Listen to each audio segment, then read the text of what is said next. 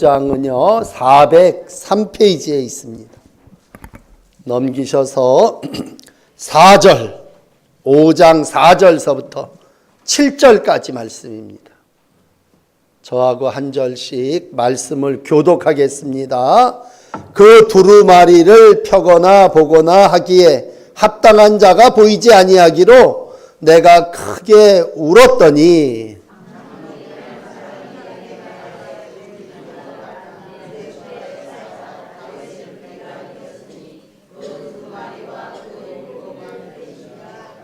내가 또 보니 보좌와 내 생물과 장로들 사이에 한 어린 양이 서 있는데 일찍이 죽임을 당한 것 같더라.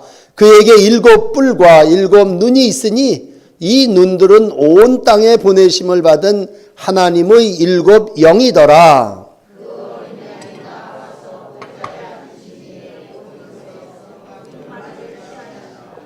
아멘.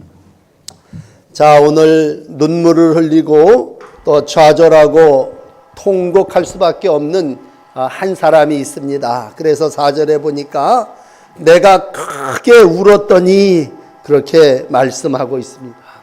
그렇죠. 살면서 눈물 흘릴 일이 없으면 얼마나 좋겠어요. 그렇지만 크게 울었다고 하는 말은 방성대곡했다고 하는 그러한 얘기입니다. 누가 위로해 줄 수 있겠습니까? 누가 그 아픔을 다 헤아릴 수 있겠습니까? 오늘 세상을 살면서 정말 슬프고 눈물을 흘릴 수밖에 없는 사람이 있다면 우리 장로님도 아까 기도하셨지만 아들과 딸을 잃어버린 사람일 것 같아요. 정말 그 슬픔이 뭐 잠깐 가다가 없어지겠습니까? 얼마나 생각할 때마다 울겠죠. 예수님 때도 그런 일이 있었어요. 나인성에 과부가 있었습니다. 그 과부에게 있어서는 오직 독자, 아들 하나가 삶의 전부였습니다. 그런데 오늘 안타깝게도 그 독자가 먼저 세상을 떠나게 됩니다. 이 바로 방성대곡할 수밖에 없겠죠. 네, 예수님께서 지나가시다가 그 나인성 과부를 보시면서 말씀하셨습니다. 울지 말라, 울지 말라. 울지 말아라, 그런 얘기입니다. 여러분, 이 땅을 살아나가면서 누가 우리를 위로해 줄 수 있겠습니까? 오직 주님만이 우리의 위로자가 되어 주시는 줄을 믿습니다. 오늘 아마 요한도 슬픈 그러한 안타까운, 내가 왜 이 반모섬이라고 하는 곳에 홀로 외딴 곳에 와서 고독하게 이렇게 삶을 살아야 되나, 그렇게 울었을 것 같아요. 그랬을 때 오늘 장로 중에 한 사람이 울지 말라. 여러분 4절에는 크게 울었더니 그렇게 얘기하고 5절에는 울지 말라 그렇게 말씀하시고 있습니다. 오늘 희망이 전혀 없어 보이고 현실적으로는 소망이 없죠. 여러분 죽은 사람이 살아난다는 게 말이 됩니까? 그건 이젠 죽었다고 모든 사람이 얘기하고 어떤 경우는 죽은 지 나흘이 됩니다. 냄새가 납니다. 이렇게 얘기할 때는 이 사람이 다시 돌아올 수 없습니다. 그런 얘기죠. 그런데 오늘 장로가 와서 얘기하고 예수님이 찾아가서 말씀하시고 부활하신 주님께서 우리 가운데 오셔서 하시는 일성은 울지 말라 그런 얘기입니다. 울지 말라고 하는 얘기는 네 근심이, 네 애통함이 이젠 다 제거되어지고 사라졌다 그런 말씀이에요. 그러므로 오늘 제목을 울지 말라 그렇게 정하여야 되는데 전체적인 주제는 어린 양이에요. 어린 양. 어린 양이신 예수님께서 우리 가운데 오심은 바로 우리의 눈에 눈물을 제거해 주시기 위함임을 믿습니다. 그러므로 울지 말아라 그 얘기는 네 슬픔이 사라졌다 그런 얘기입니다. 네가 이제 이겼다, 승리했다 그런 얘기입니다. 오늘도 예수님의 십자가의 죽음은 모든 대적을 향한 승리의 선언이십니다. 그래서 예수님 돌아가시면서 뭐라 그랬어요? 다 이루었도다 그렇게 말씀하셨고 그 사흘 뒤에 우리 예수님 부활하심으로 오늘도 우리 가운데 승리하신 분으로 함께 하시고 계시죠. 오늘 억울하고 답답하고 눈물을 흘릴 수밖에 없는 그러한 삶 속에서 다시 한번 계시록을 통해서 우리에게 주시는 말씀을 시작합니다. 울지 말아라. 울지 말아라.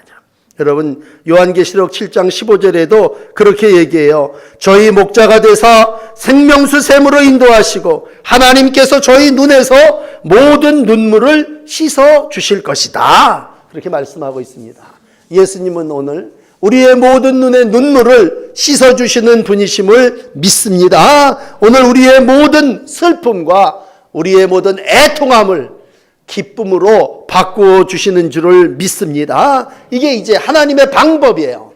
울고 있는 우리에게 찾아오셔서 울지 말라. 그리고 하나님이 우리의 슬픔을 제거해 주시고 이 땅의 악을 제거해 주시고 불의한 모든 것에서 하나님의 의의 역사를 이루어 가시는 줄을 믿습니다. 자, 그렇다면 이 하나님은 우리의 눈에서 눈물을 닦아주시는데 어떤 방법으로 닦아주시느냐?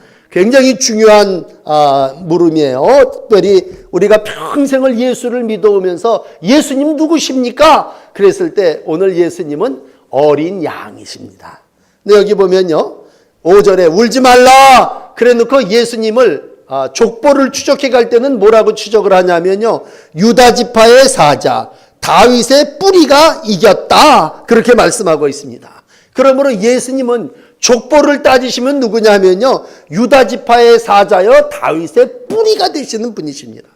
그렇다면 유다 지파의 사자로서 다윗의 뿌리로서 눈물을 씻겨주신 거냐? 그런 건 아니라는 얘기예요. 오늘 요거를 여러분 잘 이해하시고 우리가 믿을 때 뭘 믿어야 되느냐를 확실하게 아셔야 되는데 창세기 49장 9절에 가면 이렇게 얘기해요. 유다는 사자 새끼로다. 유다는 사자 새끼로다. 그리고 숫사자와 암사자로다. 이렇게 아주 유다는 강한 자다. 너는 능력자다. 이렇게 얘기를 합니다. 그러면서 유다의 지파에서 다윗의 뿌리가 나올 것이고 그 다윗의 혈통은 강한 자란 얘기죠. 그렇다면 강한 자가 와서 우리의 눈물을 쑥쑥 닦아줘 버리신 거냐? 그게 아니라는 얘기예요. 하나님은 강함을 가지고 세상을 정복하신 분이 아니고 우리가 생각하는 전혀 상상할 수 없는 방법으로 우리의 눈에서 눈물을 씻겨주시고 우리의 모든 죽음에서 영생으로 인도해 주시는데 그 방법은 뭐냐? 당신이 죽으심으로죠.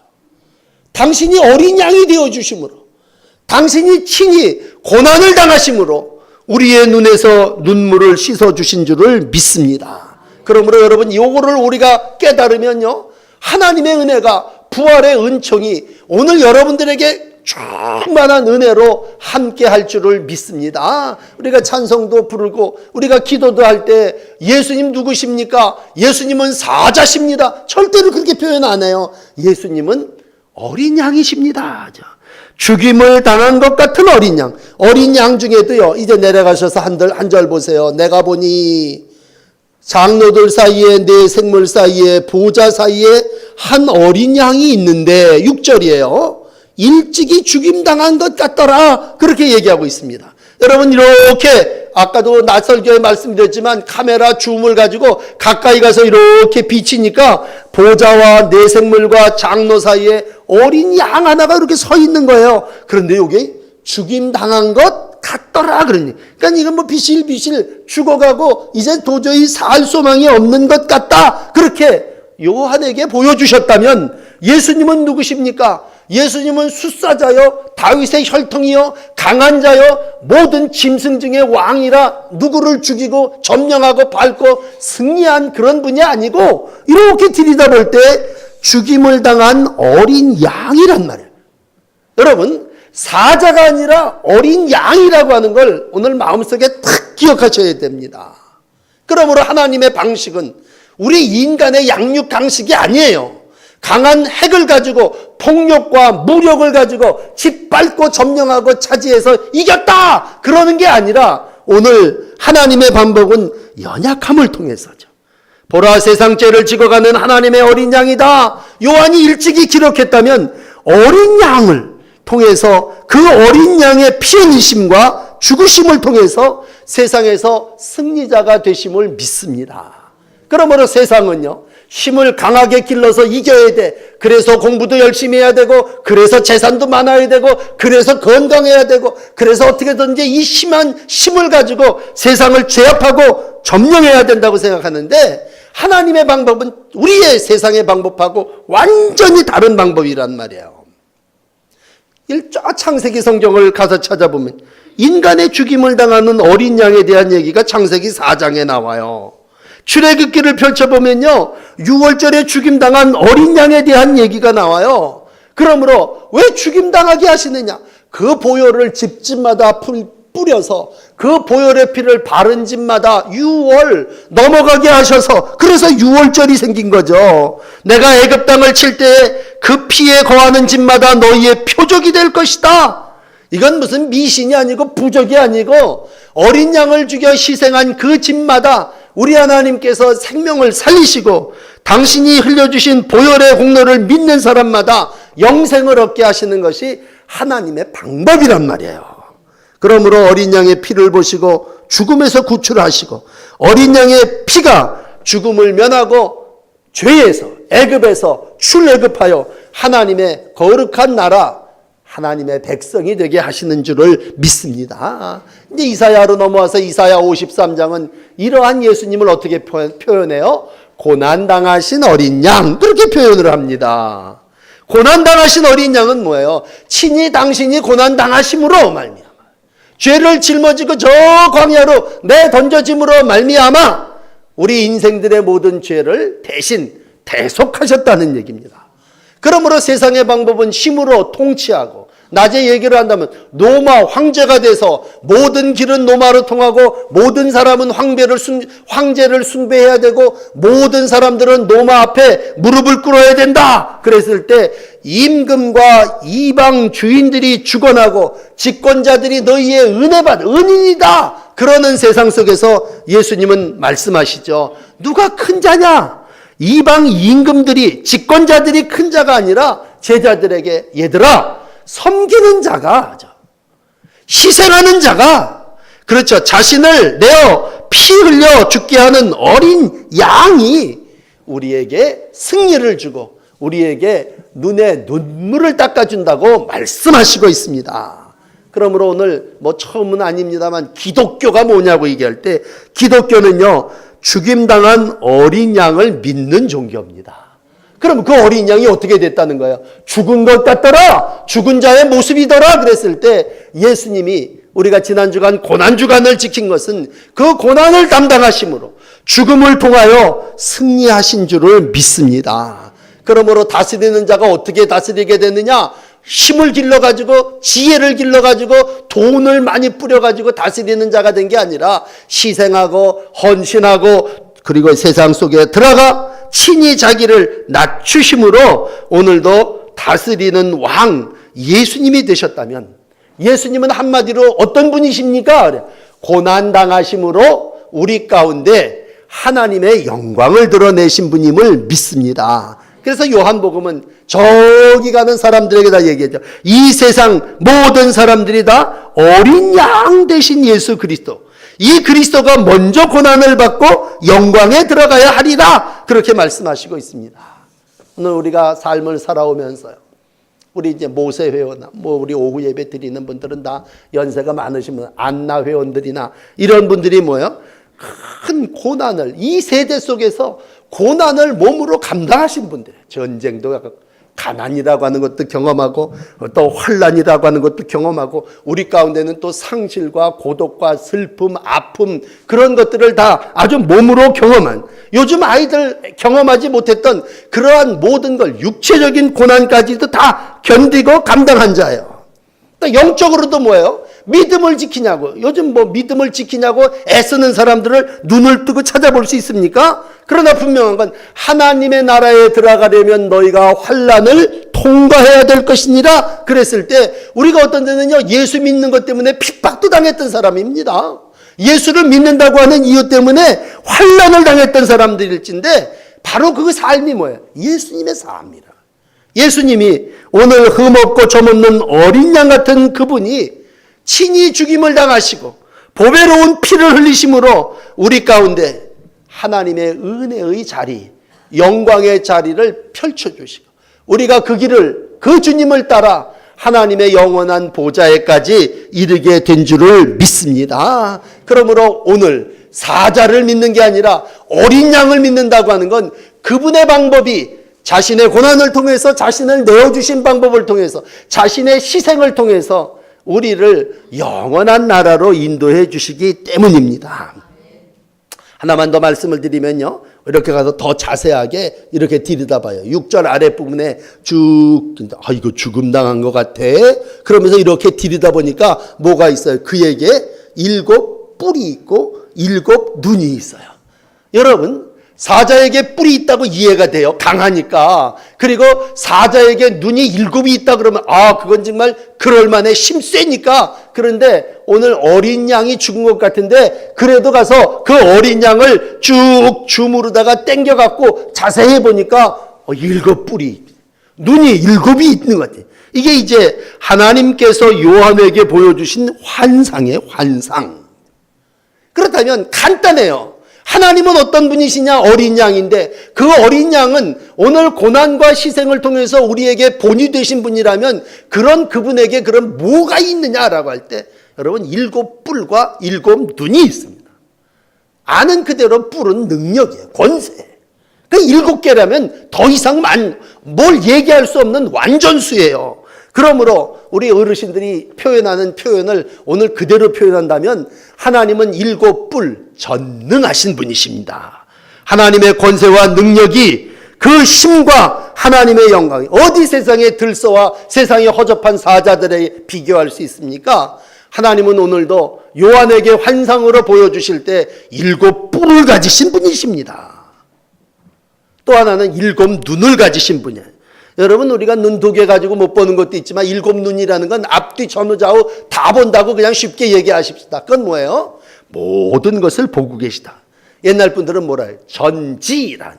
그래서 전지전능이라고 얘기할 때 7 뿔과 7 눈을 가졌다는 얘기는 하나님, 우리 주님 이 세상을 바라보실 때 못 보시는 것이 없다니. 그 통찰력이 내가 깜빡했어. 이건 인간의 눈이지 7 눈을 가지신 분은 모든 것을 다 알고 계시다는 것이죠. 그래서 우리가 잘 모르더라도요, 기도할 때 전지전능하신 하나님, 그러면 거기 다 포함되는 거예요. 오늘 좀 수준 있게 배웠다면 전지전능하신 하나님은 어떤 분이에요? 7 뿔과 7 눈을 가지신 분이란 말이에요.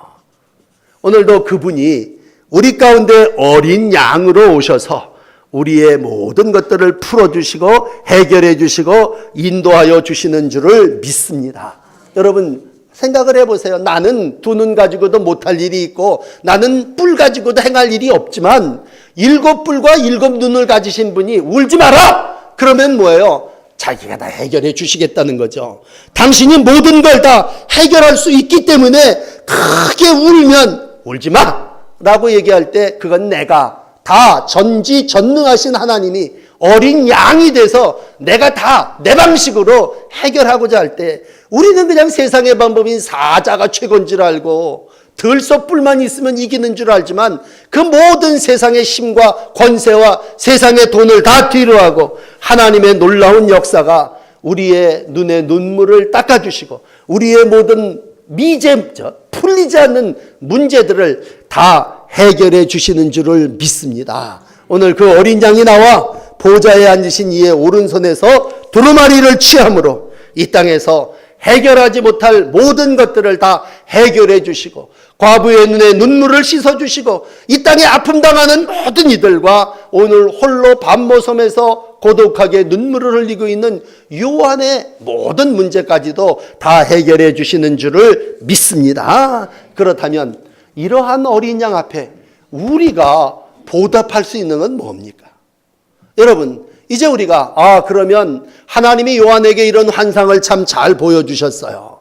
그리고 울지 말라고 얘기하시면서 다가오시는 그분은 어린 양이에요. 그분은 오늘 7 뿔과 7 눈이 있어요. 그렇다면 그 주님 앞에 우리가 할 수 있는 일은 뭡니까?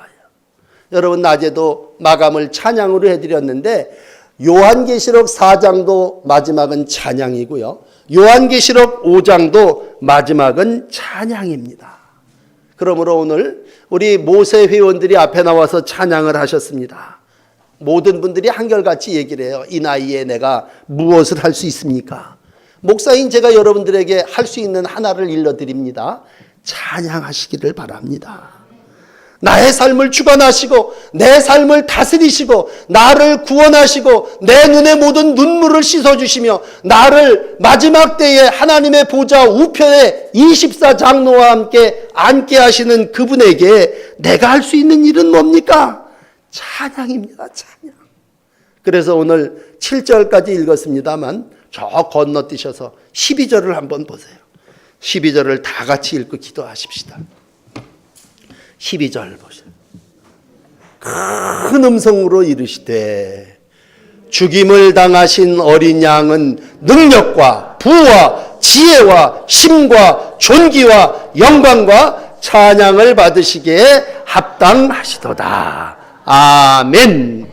그러므로 여러분, 요한계시록은 무슨 호기심을 자극하는 책도 아니고 우리에게 무슨 재미난 얘기를 들려드리는 것도 아니고 계시록이 우리에게 주시는 은혜는 부활 이날에 하나예요. 낮에도 찬양, 저녁에도 찬양.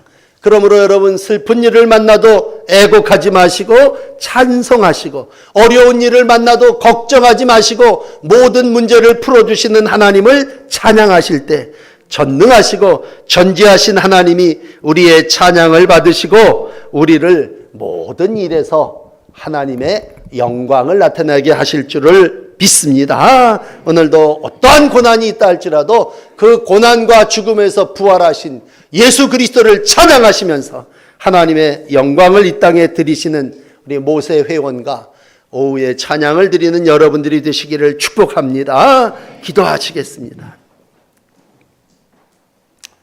목소리로 찬양하게 하시고 검은고로 찬양하게 하시고 모든 삶이 찬송과 영광이 되기를 원합니다. 죽을 수밖에 없고 애곡하고 통곡하며 인생을 마칠 수밖에 없는 우리들에게 찾아오셔서 울지 말라 말씀하시는 주님 감사합니다.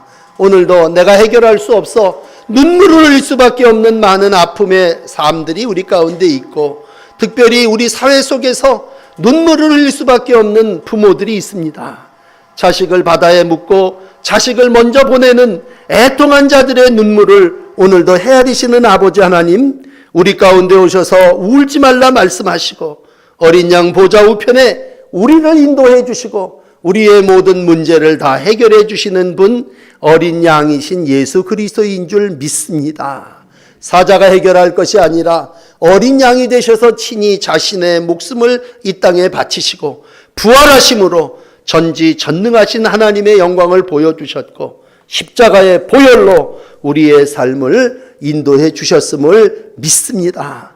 요한계시록을 읽으며 고난당하는 모든 성도들이 세상을 이기신 주님을 만나게 하시고 환상 가운데 보여주시는 천지천상을 보며 하나님의 나라를 소원하며 살아나가는 믿음의 성도들이 되게 하여 주옵소서. 부활절 귀한 오후에 우리의 찬양을 받으시는 아버지 하나님, 모세 회원들이 인생의 우여곡절과 많은 환난 가운데도 오늘 여기 서서 하나님을 찬양하게 하시니 감사합니다. 끝까지 찬송하다가 주님 24장로들과 함께 주님을 찬양하는 귀한 보좌에 이르는 우리 모든 모세 회원들과 성도들이 되게 하여 주시옵소서. 예수님 이름으로 기도하옵나이다. 아멘.